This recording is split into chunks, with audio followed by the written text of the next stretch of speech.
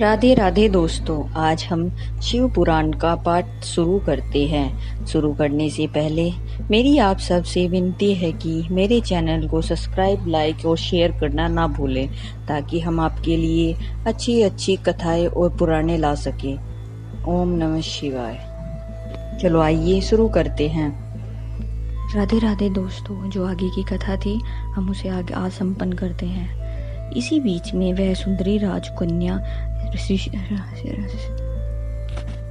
स्त्रियों से घिरी हुई अंतःपुर से वहां आई। उसने अपने हाथ में सोने की एक सुंदर माला ले रखी थी। वह शुभ लक्षणा राजकुमारी स्वयंवर के मध्य भाग में लक्ष्मी के समान खड़ी हुई अपूर्व शोभा पा रही थी। उत्तम व्रत का पालन करने वाली वह भूप कन्या माला हाथ में लेकर अपने मन के अनुरूप वर का अन्वेषण करती हुई सारी सभा में भ्रमण करने लगी। नारद मुनि का भगवान विष्णु के समान शरीर और वानर जैसा मुंह देखकर वह कुपित हो गई और उनकी ओर से दृष्टि हटाकर प्रसन्न मन से दूसरी ओर चली गई। स्वयंवर सभा में अपने मनोवांछित वर को न देखकर वह भयभीत हो गई। राजकुमारी उस सभा के भीतर चुपचाप खड़ी रह गई। उसने किसी के गले में जयमाला नहीं डाली। इतने में ही राजा के समान वेशभूषा धारण किए विष्णु भगवान वहां पहुंचे। किन्हीं दूसरे लोगों ने उनके वहां नहीं देखा, केवल उस कन्या की ही दृष्टि उन पर पड़ी। भगवान को देखते ही उस परम सुंदरी राजकुमारी का मुख प्रसन्नता से खिल उठा। उसने तत्काल ही उनकी कंठ में वह माला पहना दी। राजा का रूप धारण करने वाले भगवान विष्णु उस राजकुमारी को साथ लेकर तुरंत अदृश्य हो गए और अपने धाम में जा पहुंचे। इधर सब राजकुमार श्रीमती की ओर से निराश हो गए। नारद मुनि तो काम वेदना से आतुर हो रहे थे, इसलिए वे अत्यंत विलय हो उठे। तब वे दोनों विपर्व रूपधारी ज्ञान विशारद रुद्र गण काम विलय नारद से ही उसी क्षण बोले। रुद्रगणों ने कहा, हे नारद, हे मुने, तुम व्यर्थ ही काम से मोहित हो रहे हो और सौंदर्य के बल से राजकुमारी को पाना चाहते हो। अपना वरण के समान घृणित मोह तो देख लो। सूत जी कहते हैं, महर्षियों, उस रुद्रगण का यह वचन सुनकर नारद जी को बड़ा विस्मय हुआ। वे शिव की माया से मोहित थे। उन्होंने दर्पण में अपना मुंह देखा।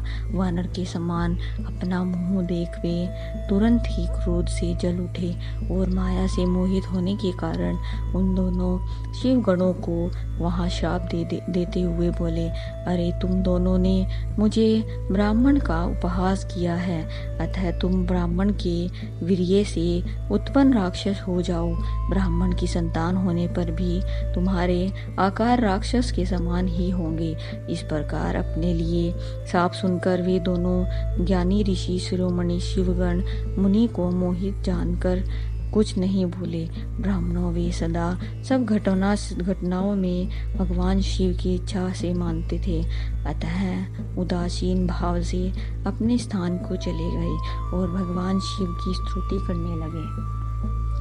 नारद मुनि का भगवान विष्णु को क्रोध पूर्वक फटकारना और शाप देना, फिर माया के दूर हो जाने पर पश्चाताप पूर्वक भगवान के चरणों में गिरना और शुद्धि का उपाय पूछना तथा भगवान विष्णु का उन्हें समझा बुझाकर शिव का महत्व जानने के लिए ब्रह्मा जी के पास जाने का आदेश और शिव के भजन का उपदेश देना।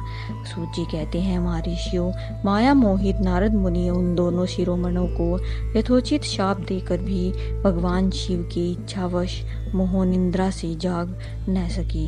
वे भगवान विष्णु के किए हुए कपट को याद करके मन में दुसहस क्रोध लिए विष्णु लोक को गए और समिधा पाकर प्रज्वलित हुए अग्निदेव की भांति क्रोध से जलते हुए बोले। उनका ज्ञान नष्ट हो गया था, इसलिए वे दुर्वचन पूर्वक व्यंग सुनने लगे। नारद जी ने कहा, अरे तुम बड़े दुष्ट हो, कपटी हो और समस्त विश्व को मोह में डालते रहते हो।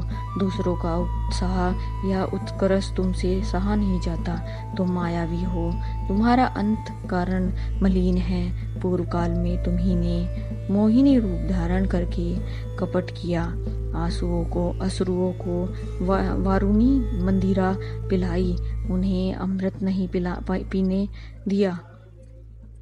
छल कपट में ही अनुराग रखने वाले हरे यदि महेश्वर रुद्र दया करके विषना पी लेते तो तुम्हारी सारी माया उसी दिन समाप्त हो जाती।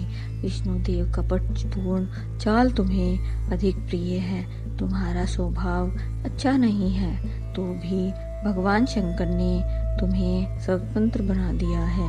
तुम्हारी इस चाल ढाल को समझकर अब वे भगवान शिव भी पश्चाताप करते हुए अपनी वाणी रूप वेद की प्रमाणिकता स्थापित करने वाले महादेव जी ने ब्राह्मण को सर्वोपरि बताया है। हरे, इस बात को जानकर आज मैं बलपूर्वक तुम्हें ऐसी सीख दूंगा जिससे तुम फिर कभी नहीं कहीं भी ऐसा कर्म नहीं कर सकोगे। अब तक तुम्हें किसी शक्तिशाली या तेजस्वी पुरुष से पहला नहीं पड़ा था, इसलिए आज तक तुम निडर बने हुए थे। परंतु विष्णु, अब तुम्हें अपनी करनी का पूरा फल मिलेगा। भगवान विष्णु से ऐसा कहकर माया मोहित नारद मुनि अपने ब्रह्म तेज का प्रदर्शन करते हुए क्रोध से खिन्न हो उठे और शाप देते हुए बोले, विष्णु, तुमने स्त्री के लिए मुझे व्याकुल किया है। तुम इसी तरह सबको मोह में डालते रहते हो। यह कपटपूर्ण कार्य करते हुए तुमने जिस स्वरूप से मुझे संयुक्त किया था उसी स्वरूप से तुम मनुष्य हो जाओ और स्त्री के वियोग का दुख भोगो। तुमने जिस वानरों के समान मेरा मुंह बनाया था वे ही उस समय तुम्हारे सहायक हो। तुम दूसरों को स्त्री विरह का दुख देने वाले हो, अतः स्वयं भी तुम्हें स्त्री के वियोग का दुख प्राप्त हो। अज्ञान से मोहित मनुष्य के समान तुम्हारी स्थिति हो। आज की कथा हम यहीं समाप्त करते हैं। आगे की कथा हम आपको कल सुनाएंगे। ओम नमः शिवाय। अगर आपको मेरी वीडियो अच्छी लगी तो बेल आइकन दबाना ना भूलें ताकि आपको मेरे आने वाली वीडियोस का नोटिफिकेशन मिलता रहे। धन्यवाद। ओम नमः शिवाय।